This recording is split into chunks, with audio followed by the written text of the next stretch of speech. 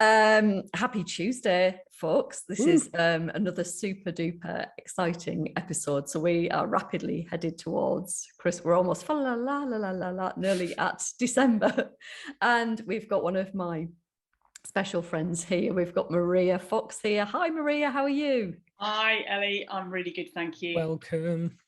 Huge welcome to Maria. Now, some of you, anybody that's familiar with the This Naked Mind community will know who Maria is, because she is a pillar of support in the communities. She's been in pretty much every live alcohol experiment for the last year as a mentor, and she's been an awesome support. And I can't even remember where we first met, in one of the alcohol experiments, and it's just been one that I was coaching. Was it last January, maybe? I think it was January. I think that was the first one that I mentored in, actually. I think I did the November one again as a, to kick me forward. Yes, awesome. So we'll hear about that in a minute. Yeah. So Maria's just been an awesome support to us coaches, fellow mentors, and participants going through the live alcohol experiment. Some news on that in the coming weeks, because we'll be headed to the as Scott refers to it, Scott Pignard, the Super Bowl of the live alcohol experiments coming up in January. Very exciting. But yeah, Maria has been a big part of that, and it's been wonderful, number one, to get to know her and to develop connection and friendship with her. She's a wonderful lady, and she has got a bloody, I nearly said the F word again there. Very sweary today. She's got a wonderful story and some really exciting things to share with us in terms of her own journey. So in a minute, I'm going to hand it over to Maria. Just as a little bit of a frame, Maria is a senior leader in the police force here in the UK. So she has a big role in the police force, and that there's an interesting backdrop to that in terms of Maria's story with alcohol, and now what she's doing, having learned what she's learned and experienced what she's learned, and her own growth and development. So it's a real honor to have you here, Maria. So thank you so much for joining us. And I'm going to hand over to you, and you can get us started with where is the best place to start in your story? Well, I think I'm going to start with when I was actually a teenager and kind of growing up and then going to university, actually, because I kind of think it's relevant. So because of how my relationship, I guess, with alcohol developed over those years, or didn't actually, because the reality is I actually nearly ended up a teacher, Sam, like you. I went to university. I did a degree in theology because I'm a Christian, and I thought I was perhaps going to be a teacher or go into the ministry. And then quite soon after finishing university, I decided I didn't want to do the PGCE year and decided I wanted to be a police officer. But if I just rewind into university, because university was a place where I could have become, quite a big drinker. I was part of a hockey club, played for the university hockey team and football team, and there was a lot of drinking that used to take place in those contexts. And actually, I found it really difficult. I hated the peer pressure, partly because I was part of the Christian Union and we didn't really do that kind of thing. We didn't drink very much, and we certainly didn't drink lots. Like, students were just getting absolutely out of their heads all the time. And in the hockey scene, they used to do these thing called boat races. Have you heard of them? Oh, yes. and I used to just find the toilet or something before I'd actually even embarked in the boat. I didn't even like beer. It was horrible. It was disgusting. So I really struggled with the whole university culture because there was a lot of pressure.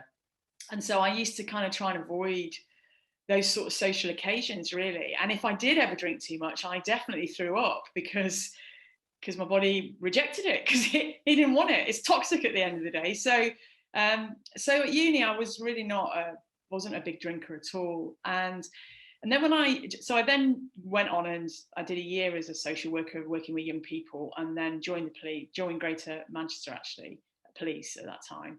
And in my early police service, again, there was a lot in that young kind of space, young police officers, where it was quite boozy. The culture was quite boozy.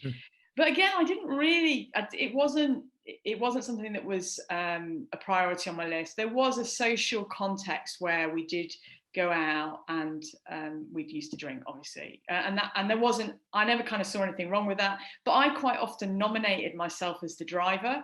So again, and I was very sporty, you know, I was still playing hockey and doing a lot of competitive sports, very into my fitness most of the way through my 20s. And I wouldn't say actually at that point in my 20s I really had any kind of what I would say issue or mild, you know, alcohol use disorder. I, you know, I drank at weekends, probably didn't really drink during the week. But I guess one of the things I did become aware of was that when I got to about, I think it was 5 or 6 years service, so just coming up for 30, I'd got on the fast track, what was it, accelerated promotion as we called it then in the police. And again, went to the kind of police training college. We were there for quite a long period of time. There was a bar. So the culture then of going to drink after we used to do the studies, and then we would probably go for a run or something. And then it would be the bar after dinner. That was kind of like a repetitive thing most nights. So you could quite easily then have got into this. Well, I did get into that. Was probably the first period in my life where I started to get into the habit of drinking on a more daily basis whilst I was on those courses. And actually, what I learned was actually if you developed a bit of a good tolerance level, then you never really felt like you were getting drunk. So you weren't ever out of control or stupid or giddy. Well, I wasn't anyway. I just developed a good, steadily, slowly, incrementally developed a pretty good tolerance. And I'm 5'8", so you know I'm not small, so I've got a bigger frame. So I guess in terms of kind of ability to take a little bit more alcohol, that tolerance built up quite nicely. Yeah, that's a good way of putting it, isn't it? And that tolerance built up quite nicely. And then I wasn't excluded from the group. I was still very much part of the group. And then probably I probably started to quite like the whole thing. And so I used to then be the one that used to bring it with me. And we used to have wine sometimes back in the room. We'd go to the bar and then we'd go back to somebody's room and we'd drink for a bit longer. It sounds terrible, doesn't it, really? But you know, it was while it wasn't obviously whilst we were on duty or anything, and we were in a kind of studying environment. So there was a lot of that went on, and I think my tolerance level then at that point kind of increased. And the social thing within the police, you know, we deal with a lot of traumatic, stressful scenarios, sure. And society has conditioned us very much, I think, to say that, well, actually, the way that we diffuse all that is to go and have a beer. Let's go and have a drink after work. Let's, you know, it'll sort it all out. When actually, as I've discovered, it does completely the opposite to your nervous system. And, you know, I've got charts of what my Garmin stress levels look like after an evening of drinking half a bottle of wine, not a bottle of wine, you know. And actually the impact of it actually doesn't help stress at all. But there is this belief, and we'll talk about beliefs, I'm sure, in a minute. There's a belief that it's a way of de-stressing, because actually de-stressing is alcohol's associated with de-stressing. Based on absolutely zero science. It's totally subjective. So actually people could pin the belief on it and think it's doing something good for them, but actually it's not really doing anything good for them at all. But I think in policing, you know, all the trauma stuff, actually it does work to numb you at that point, to separate you from it. And so I suppose the tolerance grew for me. And then I had a role that's back in sort of 2000, and we're talking about a long time ago now, sort of between 2007 and 2009, I was involved in running murder investigations and overseeing murder investigations, and all of that, going to postmortems, all that kind of stuff was pretty traumatic. But you don't think about it as traumatic particularly because it's your day job. That sounds really bizarre, but you know how many dead bodies have you seen? You probably haven't seen that many. Not many. No, exactly. And so but it was a way when you came home from work of just switching off. Now I think that's probably where for me I started to do that quite a bit, to switch off from stuff. Yeah. But at that stage, I was probably only drinking a couple of glasses of wine most nights, or some nights, a mixture of nights. I wasn't drinking all the time at that point at all. And I've said this recently when I was presenting to a group of officers and staff about, how do you know what is moderate? People talk about moderate drinking. What is moderate? Well, what's moderate for me might be not moderate for you, and it might be different. And so actually there isn't you can't say, oh, that's moderate. If you're drinking more than a couple of days in the week, you're probably not a moderate drinker. We have the whole government guidance, don't we, about you shouldn't drink this many units, or you should drink only, is it 11 units or something, or 13 units? It keeps going down, doesn't it, basically? Yeah, and the reality, and the truth of the matter is, actually now the science says, actually there's no safe limit. They don't want that out there because there is no safe limit, and we know that it is the main cause for 7 types of cancer. People don't want to hear those stats, and they want to tune you out when you start to talk about those stats. So I fast forward a little bit then from running murders and doing that kind of stuff to being a force incident manager, back on shifts, and having not worked shifts for quite a few years. That was quite a shock to my system. And I'd come home from work and really struggle to go to sleep. And having never drank in the morning, found myself drinking a glass of wine or 2 glasses of wine this evening, and then going to sleep. And of course, that helped me go to sleep, but then it didn't let me sleep very well, because we know how it impacts on sleep. Mm-hmm. So there was this whole kind of, I guess, progression where, alcohol was becoming a way of disconnecting from some of the stuff in work. It was a way I'd associated with de-stressing.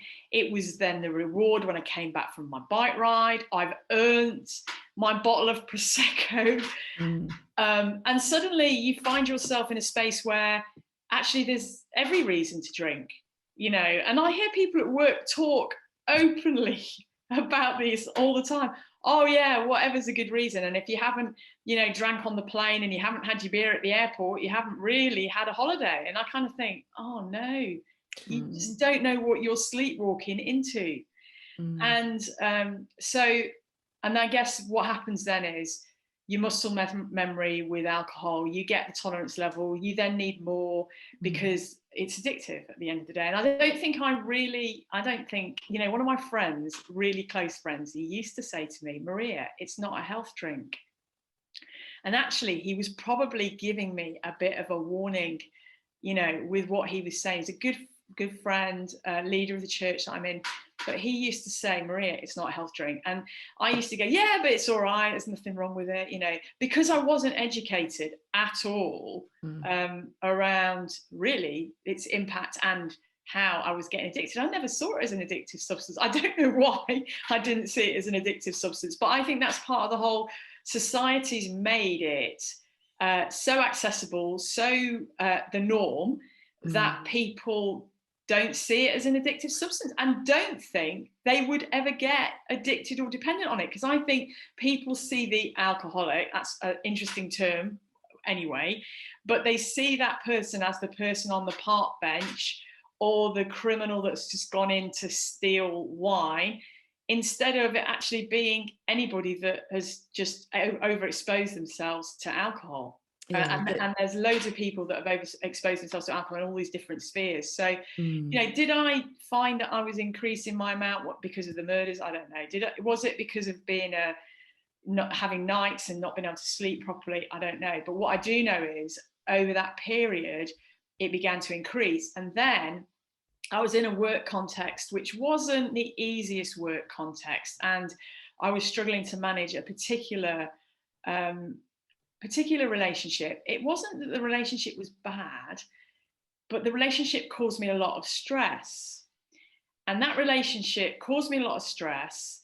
And the way that I then found to deal with that stress, and this is probably where the brain then gets more addicted, because this then repeats itself in a minute, and I'll tell you about that. But I then started to drink pretty routinely every day, and would, apart from the days that I was on, you know, if I was on duty call, or when I say duty call, if I was on call overnight, then I wouldn't obviously drink on those days. But on the other days I would be drinking, and it would vary in terms of the quantity that I would drink. But it doesn't really matter actually how much you drink, because if you're drinking every day, you are already in that space. And because I'd already breached the morning boundary, that meant that quite often at weekends, I might be drinking, if I wasn't working, all day, which was a really bad space. And actually, you know, in that kind of lead up, I'd say, so that was kind of between 2016 to 2018. I then also at the same time hit the perimenopause kind of space, or begin to. So I start not being able to sleep and having anxiety and stuff to do with that. But now I don't really know what is what.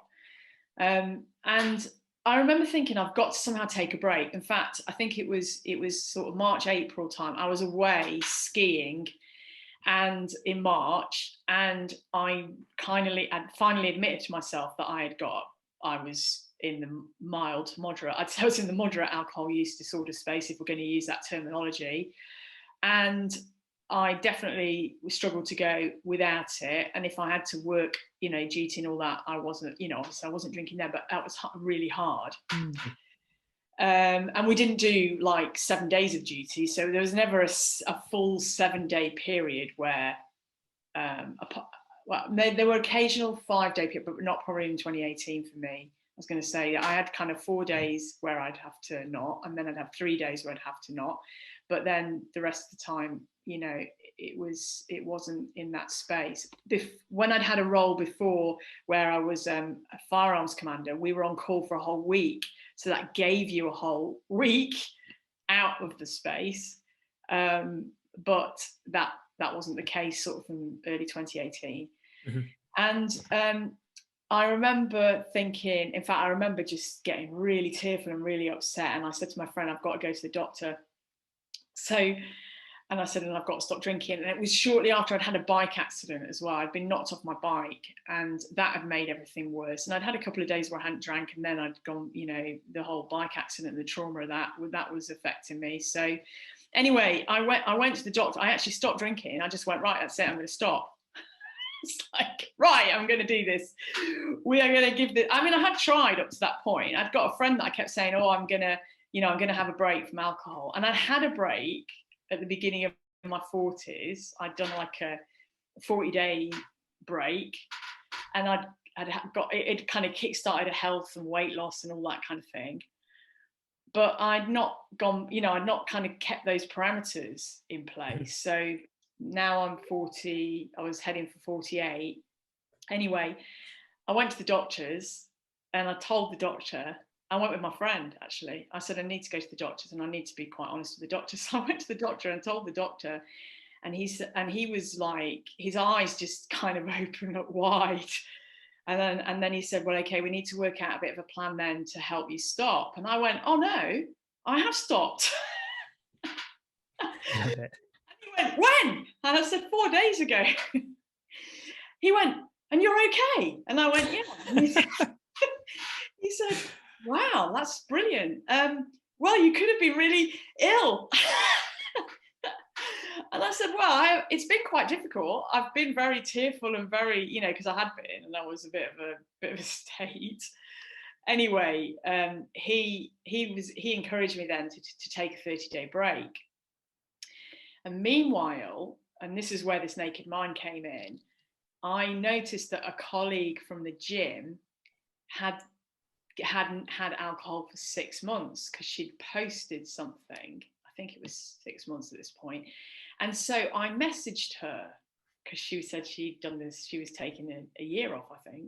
Amazing. And she messaged me back and said, and I just said, oh, I've been in this sticky space, and, you know, for whatever reason, I'm not in a good place with this, and I really need to address my kind of relationship with alcohol, and it's not good.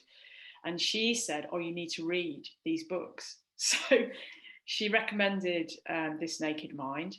And then she recommended William Porter's book. Yeah, what a stack. Yeah. And then she recommended alcohol lied to me as well. She's got her head screwed on. It's good. Yeah, she did. She did really well. She said, read these and this will help.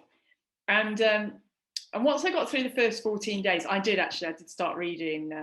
I read This Naked Mind first, and it was like reading my story. You know, reading all of the introduction, reading Annie's story was so like my story in so many different ways. But I guess we can all connect with that. You know, you weren't in the space, but because of the context that was around you, you ended up in the space, because that probably was me when I look back. You know, I wasn't a drinker in my 20s. I wasn't a drinker at uni. And it was really the context, I suppose, that had pressed me into the space without any kind of understanding. And I suppose if I could go back, I'd go, oh, well, I should have just stayed in the space that I was in when I was in my 20s. But knowing now what I know about alcohol, I'm quite happy that I'm in the space that I'm in, which is with a very different mindset. So fast forward. So I did This Naked Mind. I read the book. I then signed up because I did about 60 days alcohol free. And then I thought, oh, I can do this. This is great. And I went back to see the doctor, and the doctor was really happy. And he said, I think you're fine. I don't think it's an issue. I think, well, he didn't say I don't think it's an issue. He just said, I think the fact you just took 30 days off like that is really good. And I don't think you're addicted. I don't think there's an addiction issue. I know, which was probably a little bit dangerous at this point. And he did reverse on that, by the way, at a future point. Backpedaling.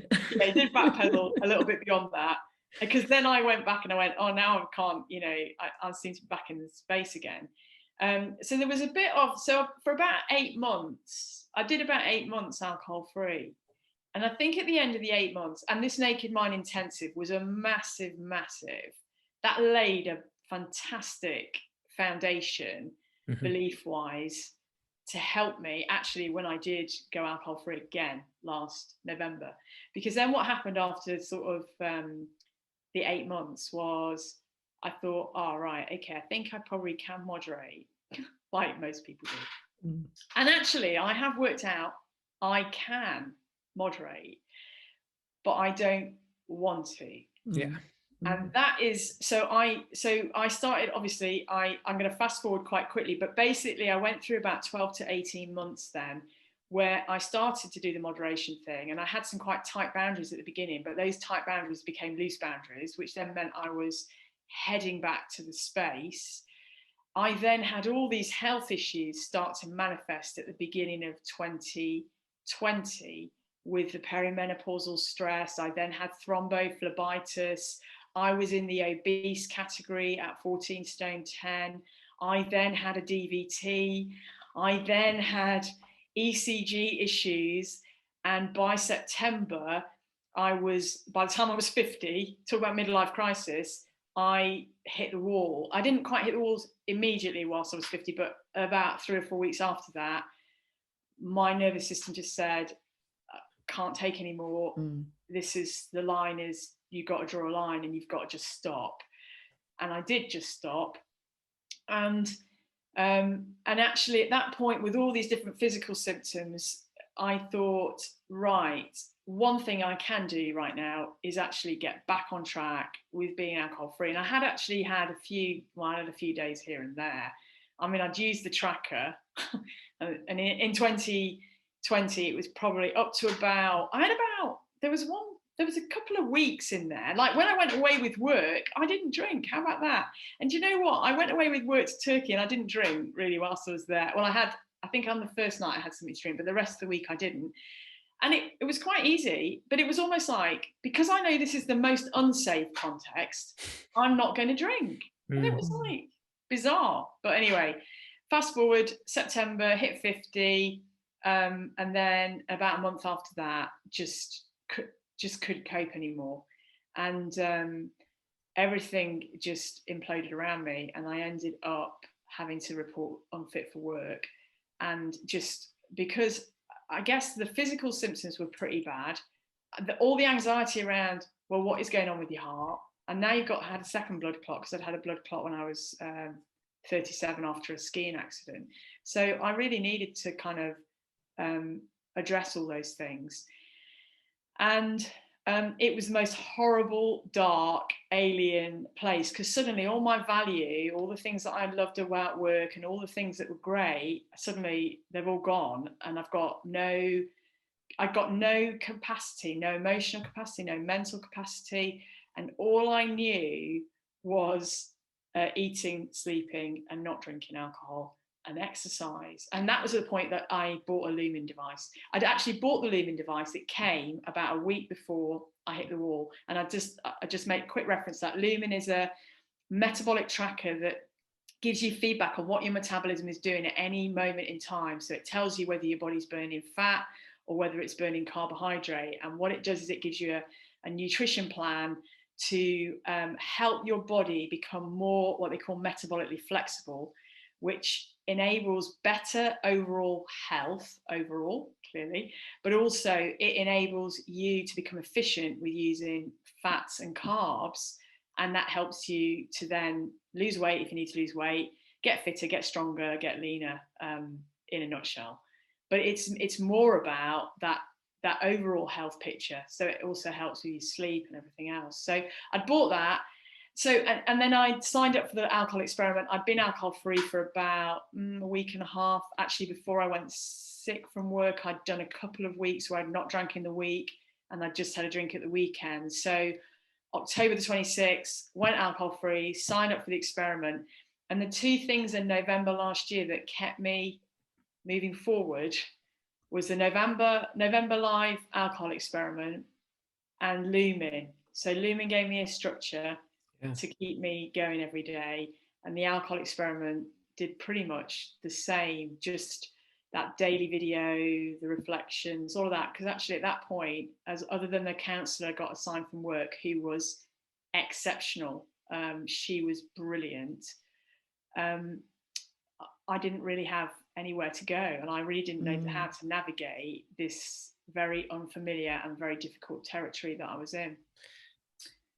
That's beautiful, though, because you had at the same time, without realizing it, you had all this amazing mind stuff going on, and the metabolic health piece, the somatic piece. It's not just about, people might be listening in and thinking, okay, burning fat or burning cut, but that's about all of the everything that's happening in your body. It's affecting your sleep, it's affecting your energy, your restfulness, everything. So getting those both at the same time must have been the most wonderful opening for you. I can imagine that was incredible. Well, and I think the funny thing is, now looking back, I kind of think, well, that was pretty amazing that I did those two things at the same time. And people genuinely, when they've seen me, since going back to work, or they haven't seen me. So I then, obviously, with COVID and everything else, pretty much disappeared off most people's radar. Didn't really see anybody, didn't actually want to see anybody for the first 3 or 4 months. I'm an extrovert, I'm a big extrovert, but I did not want to have any kind of relationships, really. I built some relationships within the alcohol experiment community. So I obviously got to know Ellie a bit, and I got to know another lady, Annie Knowles, who's a good friend, who's in the NHS, and I actually got to meet her face to face recently for the first time. I reached out to her. It was really weird. I had no capacity, and yet I reached out to her, and I reached out to another lady that's currently doing really well now in the alcohol experiment, and she was in America. I reached out to her, and then there's another lady in America. So I had a few little relationships, so kind of online relationships, but that was a kind of almost a safe type of relationship, because they weren't actually in my space. And I reached out to another girl in Manchester who had mutual friends that I didn't realise. But so through the kind of going alcohol free, so that was just so liberating, and my body just went, thank you so much, Maria, for doing that. That was just so kind of you to really realise that actually this is good, this is healthy, and you are in a good space. So physically, I took control of the things I could take control of. What was very interesting was I slept like a baby for 4 months. I mean, I slept 9, 10, 11, even 12 hours some nights for almost 4 months solidly. And it was like my body was going, breathing a sigh of relief. And then in the meantime, I suppose I was working on the whole metabolic thing, the burnout and stress. I did functional, you talked about functional medicine before we started. I did an adrenal gland test, I did a gut bio test, I did a DNA test, and all of those things gave me loads more information to work with in terms of that whole journey back to overall health. And I think that when you have a burnout, people, I mean, I've talked to people, oh yeah, I've had that. And I'm like, no, you haven't had that. Because when your nervous system implodes, you can't do anything to make it get better. You have to just be patient. And that was probably the hardest thing for me, was eventually my resilience will come back. But at the moment, I can only do the eat, sleep, exercise, fresh air, repeat. And it was fine, and it was okay. And it, obviously it did come to a point where it started to improve, but it took probably 4 months before I was then starting to be able to manage things again. But in terms of going alcohol free the second time, what I would say is penny dropped in December. I can virtually remember it like vividly. So I'd done probably 2.5 weeks in October, alcohol free. And then in November, I was fine the whole month. I went through December to the 20th of December. And then between the 20th of December and the 31st of December, I had 4 data points, as we call them. And they were quite intentional data points. So I don't count I know I've done a year alcohol free since the 26th of October, but I'm waiting until January the 1st to say that I've done a proper year. But which is crazy, really. But the 4 data points, actually, and I saw Annie on a video, I think the other night, when I don't know what she was talking about, but she was talking about data points being important, and people were going, oh, what's good and what isn't. And I just put data points of actually what propelled me into my freedom, because those 4 data points were really key. The first one, I drank a bottle of Prosecco. It was on Christmas Eve. No, I had a G&T. No, I didn't. That was a different night. I had a bottle of Prosecco on Christmas Eve, and then I went round and had dinner at a friend's house. This was in the evening, and had 2 glasses of red wine. And oh my goodness, having not drank pretty much all of November. Well, I hadn't drank all of November, all of December to that point. I'd had on the 20th, I'd had a Bailey's, so it wasn't a big deal. But the Christmas Eve, I had too much. And I had the whole thing at 4 o'clock in the morning. I mean, imagine that, Christmas Day, flipping 4 o'clock in the morning. And I just thought, what are you playing at, you stupid woman? And I don't know which video it was, but I think I was revisiting the materials in the alcohol experiment as well through December. And I just realized that the muscle memory, it suddenly dropped for me. It was like, your muscle memory is too good. And so it's too easy to drink more than a glass or 2 glasses. And actually, because you've overexposed your brain too many times, it's no different to the way you ski rapidly down a mountain. You might not have been skiing for 2 years, but you get back on those skis, and after 2 runs, you're zipping down the mountain like you've never not skied before. And I just thought, that's it. The reality is, if I am going to ever drink alcohol, I'm going to have to summon up the most willpower ever to just stick with, 1 or 2. And I did it on New Year's Eve. I had 2 glasses of champagne, but it was really difficult. And I just thought, this is rubbish. And it's not even enjoyable. So why am I putting myself through this? And you know what? Since New Year's Eve, I have not had the least interest in it. And and every time I've thought, well, I've done so long now, so what? I've had communion wine, but at church, but it doesn't make me go, oh, I'm desperate for a glass of wine now. I mean, we're talking about little tiny. It's interesting it's the difference between information and insight. And when you're ready to learn it, and the data point thing is, that's why it can be so powerful, is that there's information in the feeling. So when it hits you, it's not even the thought process of it's the deep realization of, oh, I get it. I have an embodied understanding of how this works. I see the cycle. Like I feel the cycle now. Yeah. And then it's like, and then suddenly in a moment, the whole story can fall away. And it happens at different times for different people. And having that experience is so powerful. It's amazing. Well, and I think it's like when you realize that everything we do in life, I mean, I'm so, like you are, I'm so fascinated with how the brain works, and how, you know, muscle memory is formed, and how it repeat. Even, you know, this time of year, it's been quite interesting because a lot of the triggers from this time last year of all the things that I went through have started to play out a little bit. And it's been quite interesting because I just thought, well, that's the muscle memory thing. That's the body going, oh, it's that time of year. And but the interesting thing is about that, and I messaged Ellie and said, I've had absolutely no desire to go and buy. I've actually got no desire to buy alcohol at all. I can't even. I've got alcohol in my house. I mean, a lot of people go, what? You've got alcohol? Yeah, I've got 2 bottles of champagne in the cupboard. And at some point when I have some friends around, I'll let them have the champagne, you know, but I'm not, I've got some wine on the table that somebody brought me that's a gift, and it's got on the label, it's been made specially for me, but he didn't know, bless him. And it was for my 50th birthday. So it's in a presentation case on the table, and it has been for the whole year, but there's absolutely no. So, yeah, and when the penny does drop and you're in that space, and it's like, well, but why? You know, now I ask the question, when people have said, oh, do you want a glass of wine? Oh, go on, have a glass. I go, well, what, you know, you convince me, what benefit is it going to give me? Because with Lumin and going alcohol free, I'm now the fittest, strongest, leanest, slimmest I've ever been in my life. My metabolism's on fire. Why would I want to put something in my body that actually causes it to be poisoned?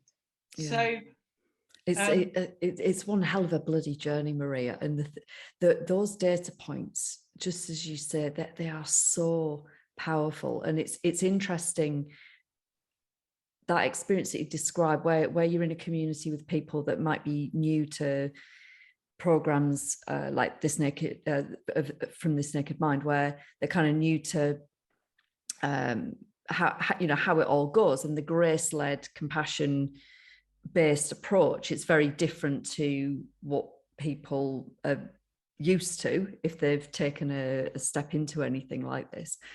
And so it can feel a bit like it's like we have the pause. So in the intensive, the first part is the pause, and it's where you trying to stop drinking, and people are like, well, hang on a minute, it's okay to drink. Yeah, of course it's okay to drink, you know, and everything's okay, and the data points are okay, and people can find it very hard to wrap their head around.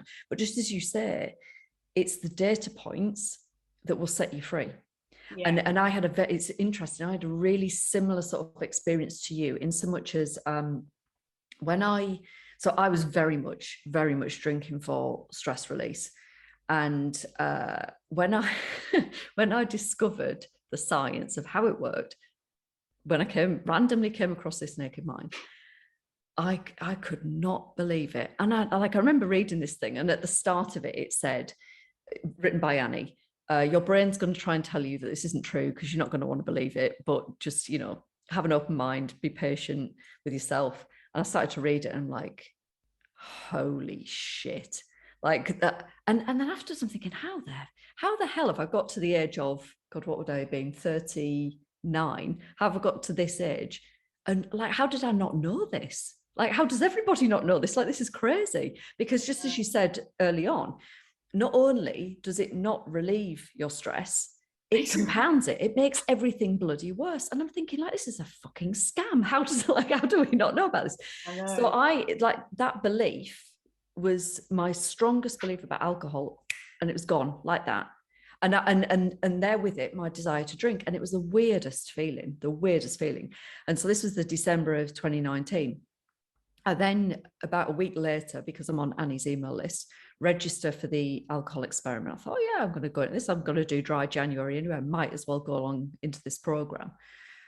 And I was doing the pre-work, and the pre-work, they talk about mindful drinking. And so although I had no desire to drink, there were a handful of occasions that presented themselves between me signing up for the alcohol experiment, and I had my last drink on the 27th of December. There were a handful of occasions that presented themselves, and I think two or three of them were where somebody offered me a drink, and I didn't really want it, but I decided to drink on those occasions because I wanted to see what happened. I wanted to see. Sorry, it's 20 minutes thing. Does that really? Is it 20 minutes? Yeah. And so I used them very intentionally. And one of where you said about drinking Prosecco, like on Christmas Eve, I would have always wrapped the presents with champagne. Yeah. Michael Bublé on, gets you through doing all of that. And I decided to drink champagne on Christmas Eve, as I'd always done, even though I didn't really fancy it. But I was like, well, I've got that strong association, want to check it out.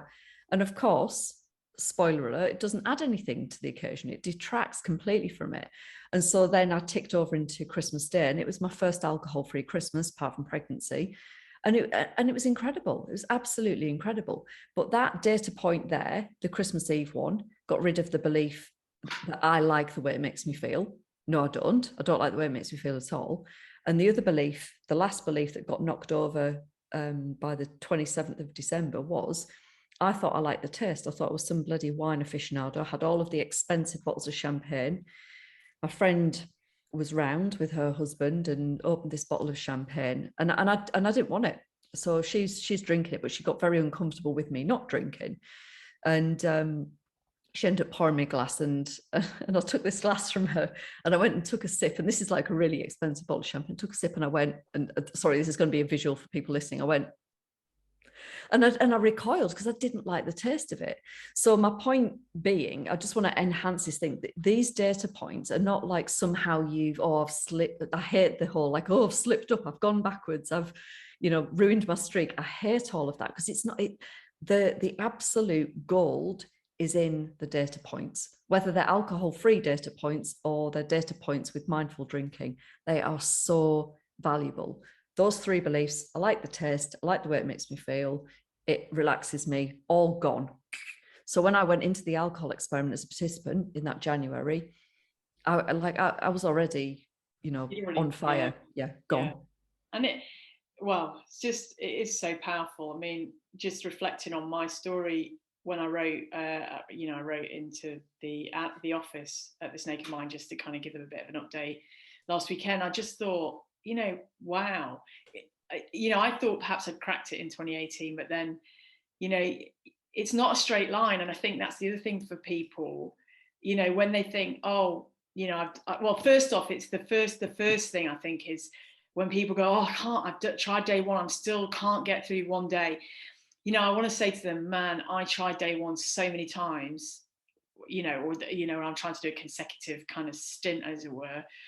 And the reality is that first 14 days is always going to be the most difficult, I think, because of your brain biochemistry and the fact that it takes 14 days to get it out of the system. Well, it actually takes the liver 30 days to reset, but 14 days for the brain to stop pressing for the dopamine hit at the time of day that it's used to the dopamine hit, because muscle memory says, oh, I get that hit at 5 o'clock or 6 o'clock or 7 o'clock. Where's the hit? Where's the hit? Where's the hit? So it's pressing that button every single day. So actually at that point, you are having to really press through probably a little bit more in the willpower space until your belief system is changed, or until it stops pressing the button. And then once the button stops being pressed every day, it gives you a bit of space then for the beliefs to start to take a hold. So you then have got that platform. Because I've got to say, last October, I did the 2 weeks where I didn't drink in the week. I think it was the 11th of October I started, and then I did the second week, the 18th. Yeah, that's right. 18th, did that week, during the week. And when I actually got to the 25th or 26th of October, when I did stop, actually that first week was really easy. And I reckon that was also because I'd had 10 alcohol-free days leading up to the first 14 days. But once you get in that space, you're and watching my weight loss was quite interesting, because it wasn't fast at the beginning. And Lumen gives you like a thing called a metabolic flexibility score. And the metabolic flexibility score is anything from 1 to 21, 21 being the highest. So if you're in the 1 to 7 range, that is low metabolic flexibility. 8 to, I think it's 14 is medium, and 15 to 21 is high. Well, I was 8, which was top of the low range, really.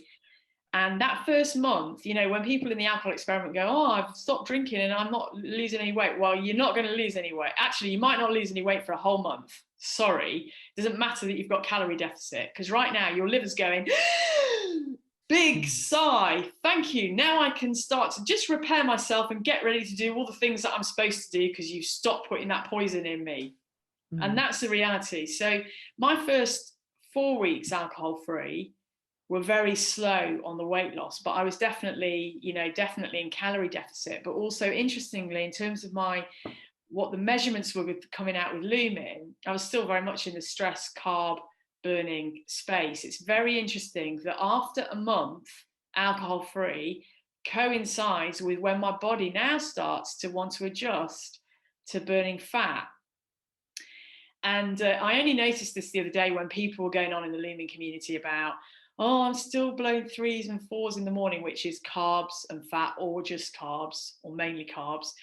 And I can't get a 2 or a 1, and I've tried fasting and blah. And I'm just going, just live normally. Don't do any crazy fasting. 12 hours is plenty. Just be patient. You'll get there. Your body will switch.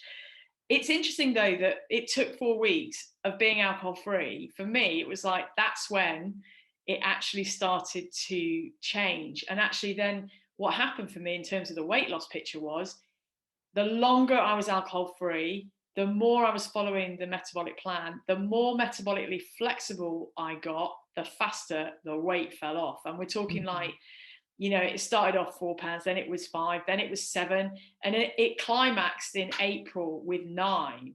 So you know how normally people, when they lose weight, it slows down at the end? Nah, it sped up. It got faster and faster and faster the longer I went. Basically. It's interesting, the metabolic like flexibility thing. I think when we've been eating the way that so many of us have, with like kind of this, you know, in America they call it the SAD diet, the standard American diet. We don't really call it here. What we call it, you know, just like a, you know, the normal processed food diet. Becoming metabolically, you know, flexible, learning to burn fat as fuel, etc. It is a process, and it takes a while for our body to learn that. And something like Lumen is an amazing framework to, because figuring that stuff out yourself. People will have heard of the keto diet, and lots of people will have like differing like understandings of what this means. But something like Lumen is so powerful, isn't it? I guess because it's a framework. It's easy. It tells you what to do. It's giving you, and like it's, if you have the kind of personality, I know it like appeals to me, the kind of like, I like stuff like that. It's like a challenge and this and it's something to, like a friend that's with you for the ride. So I can imagine that if anyone's out there thinking to themselves, I feel like I'm doing everything I should be doing. The thing at the moment with a lot of this stuff is that the way that your body reacts to sugar or anything, and my body is so different. So these things are tailored to you, and they're going to give you really good, interesting results that you can get direct feedback on. And 10 years from now, I mean, I'm sure you're really, really excited about this, Maria, but like 10 years from now, in terms of like wearables and the kind of feedback we're going to get, is going to be insane. I'm super excited about that. It is incredible. And the way that whole weights and all of that automated systems are changing as well. You know, I was talking to somebody yesterday about that, how the whole kind of strength training is going to change massively, and personal trainers. He said, I wouldn't bother doing your personal trainers. He said, you're all going to be putting automated numbers into machines, and then they're going to work out, the machines are going to work out what you need to tell. I was like, really? Oh, great. But it is really fascinating how all of that works, and how we are, that is so true. We are all so unique, and my metabolism hasn't got to where it's got to today. Well, let's say a year ago. It didn't happen overnight. It's going to take time for it to adjust. And the whole keto thing is very interesting. And I'm just going to throw that in here as a little freebie for you. But keto is great in some ways as a short-term fat loss type process. But the big problem, having trained as a Lumen metabolic coach with keto, is that you disable your body's enzyme response to carbohydrates by going so low carb. And so and it's really interesting, because a friend of mine did keto at the same time that I was doing Lumen, and she kept saying, oh, I think you're eating too many carbs. And I was like, No, the lumen puts you on low carb to start off with until you've learned how to burn fat. Then once you start burning fat in the morning, it starts adding carbs. But you're not never zero carbs with it, but you have lower carbs. But keto people, generally, they lose the weight, but then quite often they put it back on. And what happens is they basically stop being able to break down carbs and use it for fuel. And so instead of using it for fuel, they store it as glycogen. And then once they've eaten more than they can store as glycogen, that then converts to fat. So the whole keto thing is actually quite a dangerous strategy if you really want to lose weight and keep it off. And that's why I suppose Lumen really appealed to me, because of the, it's teaching your body to be good with both. And having been somebody that struggled with weight loss all my life, it's like since I was a teenager, I always gained weight as soon as I didn't do sport for a bit, or I always, out of the 4 children, I was always the one that gained weight. And it's like now, for the first time in my life, I eat like loads, not loads of rubbish either. I eat fairly good food, but I can eat cake now and burn it. It's great. I just don't eat loads of cakes, but it's just so like on both angles, and it's really interesting going back to that October, November, where the 2 things that were keeping you sane were Lumen and the live alcohol experiment. The thing that's wonderful about both those things is it's like a whole relearning of in both streams. So what we're talking about here, and one of the reasons that we wanted to get you on here, is it's about lasting change. It's not about sticking plasters. It's not about fixing symptoms. It's true lasting change. And that does take some effort. But as we all know through being in this community, the effort isn't the kind of effort that, oh God, I don't want to do this. It's if you have a curious mind and you're willing to be wrong, it's really interesting. And if we're all very similar in that, like having the interest in the woo and the science and understanding the why and the how, then it's a really interesting place to get to. And the more things that you add on, and there's so much, but that point about lasting change, this isn't about just a flash in the pan and then going back to something else. It's sustainable.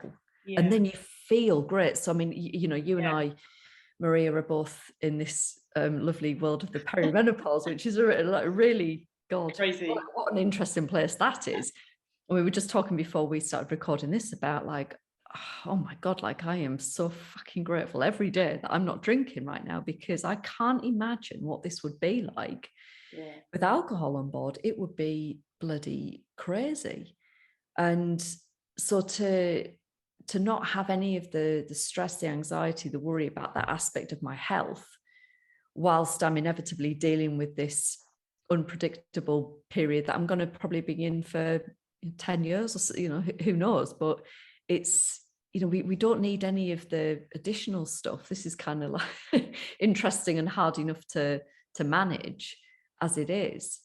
And I think, when you think about you say about the sustainable lasting change, I think, if someone had said to me in 12 months time, your life is going to look like it looks now, I would have just said, don't be ridiculous. If someone had said to me, you will be over 4 stone lighter, you will not want to have any Prosecco anymore, you will feel great, you will sleep great, you will have great energy levels, I would have just said, don't be so ridiculous. And it didn't happen overnight. And, I didn't get here overnight. What happened was, and none of us have got here overnight, you haven't got here overnight, Ellie, you haven't got here overnight, Sam. What is really key, and I guess this is something for people maybe listening, is it starts with one choice. Yes. Yeah. One little choice. And actually, it's probably just one little choice, one day at a time, one thing at a time for some people. I mean, I did tackle both, but I was in that place of discomfort, acute discomfort. and it was fortunate. Both the two things, lumen and the alcohol, live alcohol experiment, and being alcohol free, really dovetailed really nicely in terms of, this is all about my health and well-being, and I'm going to do the best I can for me to get me well in every area, physically, mentally, emotionally. You know, the cardiologist, I saw a cardiologist, a hematologist, a gynecologist, I saw every bloominologist.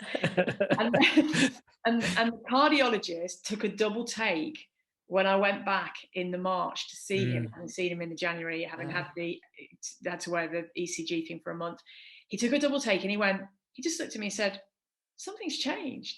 And I said, well, I have lost 15 kilos, because at that point it was only 15 kilos. And then he looked at all the graph. Wow. Yeah, but I lost 26 overall. But yeah. And he said, you have totally reversed the condition that you had by your change in lifestyle and nutrition.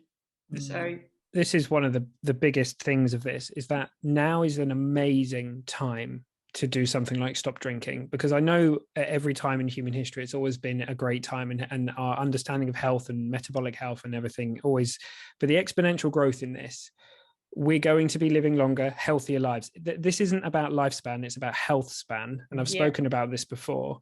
And people, if you are to make a really positive decision now in your 30s, 40s, 50s, 60s, 70s, it doesn't matter. With the science and the wearables and the biofeedback and everything we're getting at the moment, like, honestly, we don't know what this landscape's going to look like a few years from now. Lumen, let's be honest, like, this amazing thing you're talking about, Maria, this is like it's not entry level stuff, but we're at the beginning of what this stuff can do. We are, which is crazy. So the decisions you make now over the next few years or few months will support you to live a beautiful life for decades. So this is a really powerful message for people to hear. And this kind of change, lasting change, is lasting, obviously, but and sometimes we can get lost in this. How long is it going to take? But look at your story; it's incredible. In what, a few months, you'd seen these incredible changes. Lost 50 pounds in 7 months. That is mad.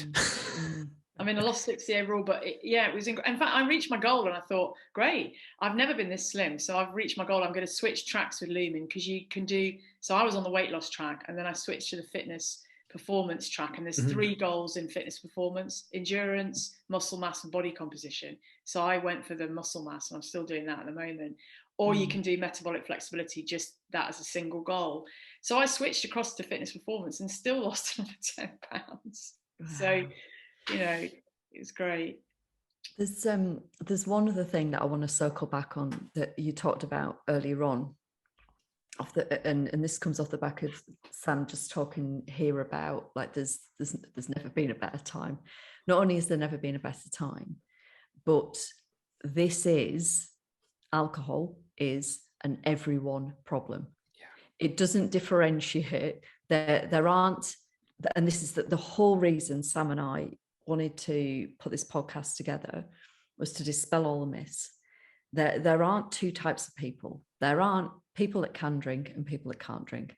There's no such thing as an alcoholic. There's something called alcohol use disorder, which looks very much like a bell curve. And if you drink, you're somewhere in the bell curve. You might be at the lower end with the people that, you know, those strange beings that can buy a glass of wine at the bar and then leave half of it and never not drink the rest of it.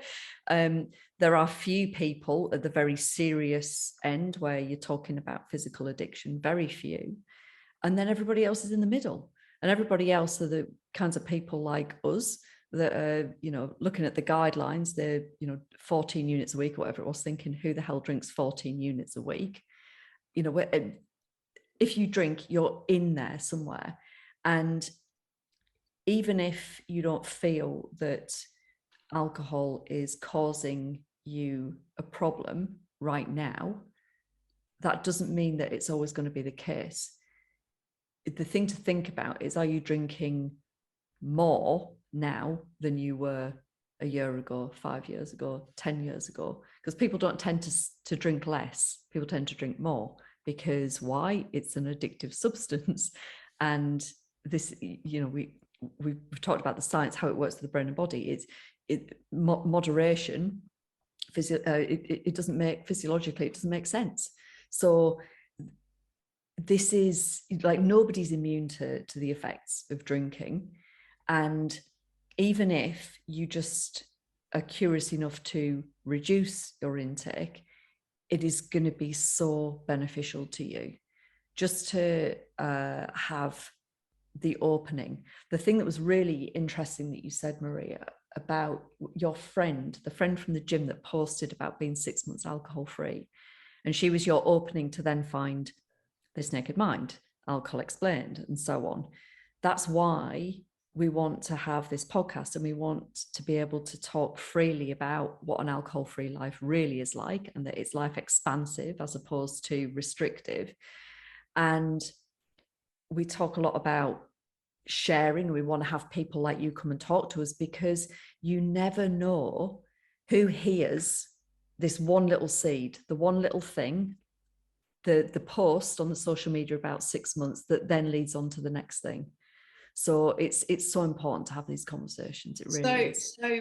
So powerful. I mean, I think first time around I was probably a little bit embarrassed about it, actually, my first what I'd say alcohol-free journey, because I think there is probably a bit of a stigma attached to it. But I think when you get into the space of realizing how positive life is in an alcohol-free, and actually most people, not most people, a lot of people, certainly in my kind of working space, a lot of people drink. There are more people that drink than don't drink.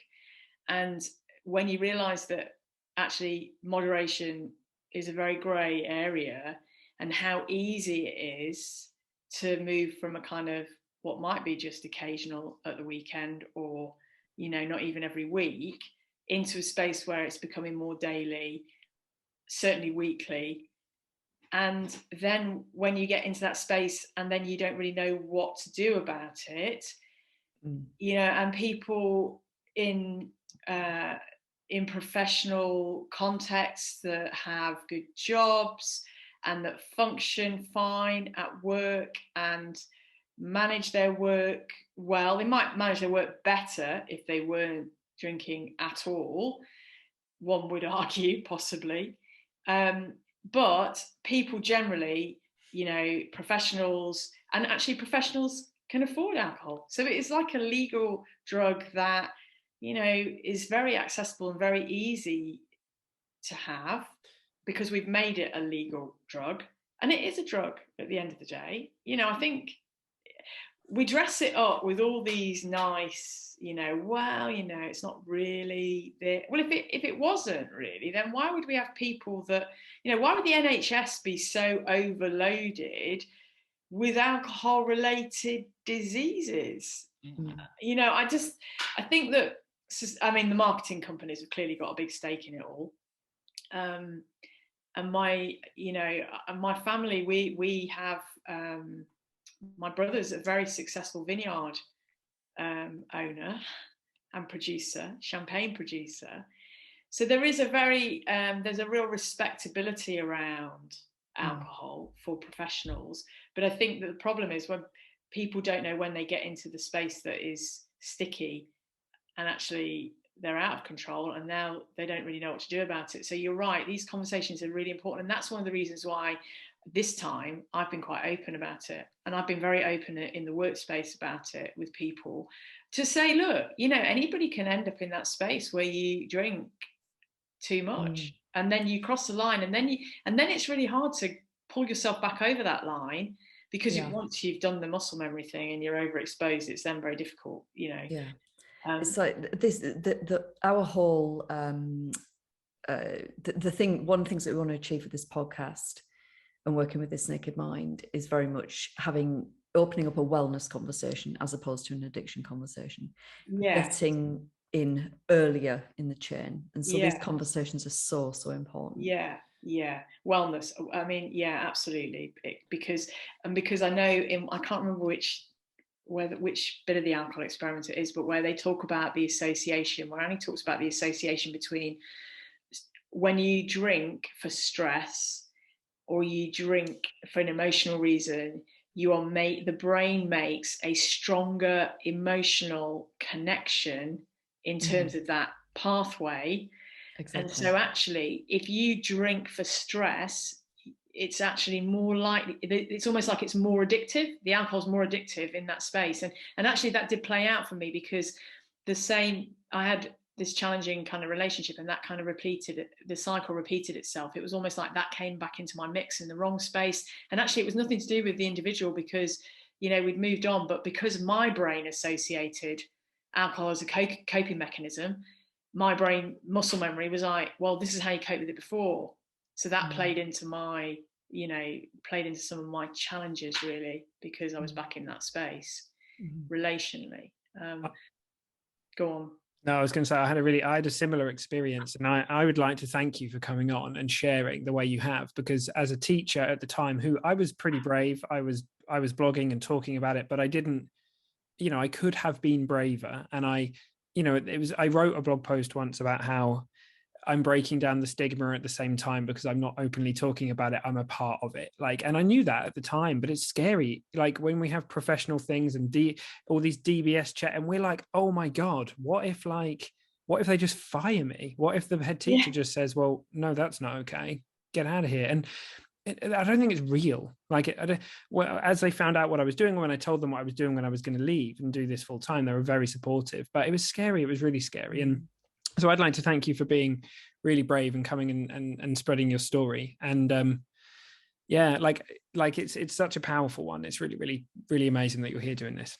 Well, I'm really glad to pay it forward, as we say, because I wouldn't be here in such a healthy space had I not discovered this naked mind. I don't think, I definitely, someone was saying, oh, well, you can do a dry January. Yeah, you can do a dry January. But if you want to really change your belief system, and you want to change your life, and you want a different frame, and you want to live in an alcohol-free space, actually, you really have got to change what you believe about it.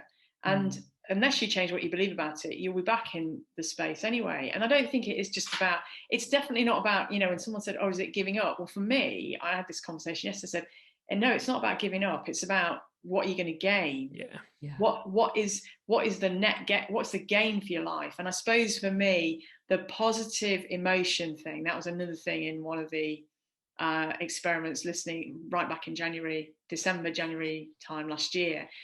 The more positive emotion around the lifestyle, alcohol-free lifestyle, the more it reinforces, the more it gets stronger, the more that muscle memory then replaces that whole, you were talking about rewiring, Ellie, and of course, Ellie, rewiring your whole patterns and behavior, and that positive emotion. I love going to the gym, I love riding my bike, I love doing my exercise. And actually, I didn't really like strength exercise that much. But when my DNA test came back in December saying your body responds really well to strength training, I thought, right, that's it. I'm going to have to do strength training. And so I started off, and, the first week or so, I did find it a little bit difficult. I just didn't really like it that much. But I did it, January, 2 weeks, 3 weeks. And I started doing it 3 times a week. Guess what? I am still doing it 3 times a week. And guess what? I really love it now. I look forward to my strength sessions. So even though I didn't like it, I've kind of trained my brain, my body, the positive emotion around it now. I've got muscles. Yeah. Me too. And so this is the thing, like as we head, and Sam and I will be talking more about the alcohol experiment in the coming weeks as we head towards January rapidly.